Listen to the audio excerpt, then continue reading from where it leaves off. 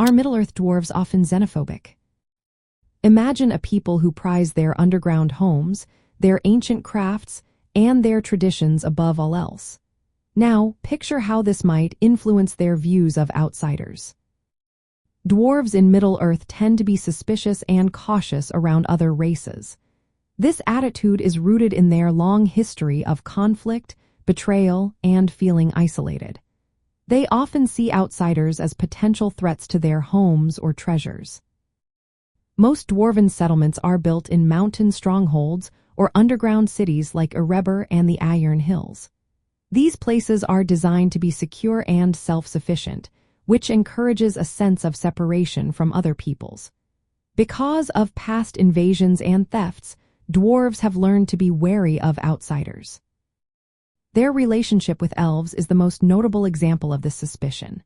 Historically, dwarves and elves have clashed over treasures and perceived slights.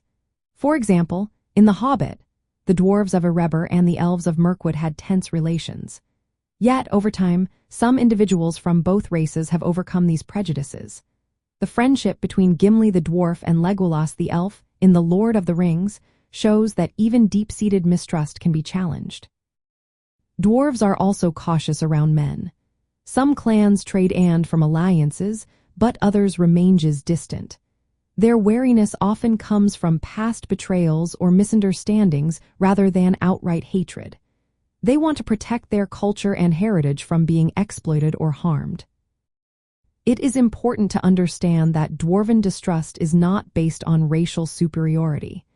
It is more about defending their way of life and surviving in a world where they have often been attacked or marginalized. Their suspicion is a defensive trait, not an aggressive one. In the larger picture of Middle-earth, many races have their own fears and biases shaped by history. Dwarves' suspicion fits into this pattern, but it is driven by past wounds rather than racial hatred. In The Lord of the Rings, dwarves' suspicion is shown as something that can be overcome. Their ability to work together with other races, especially when facing common enemies, proves that friendship and trust can grow beyond old prejudices. So, to answer the question directly, dwarves in Middle-earth are often wary and suspicious of others, especially elves and sometimes men.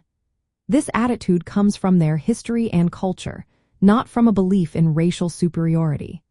Their distrust is more about protecting themselves and their traditions, and it can be softened through understanding and shared goals.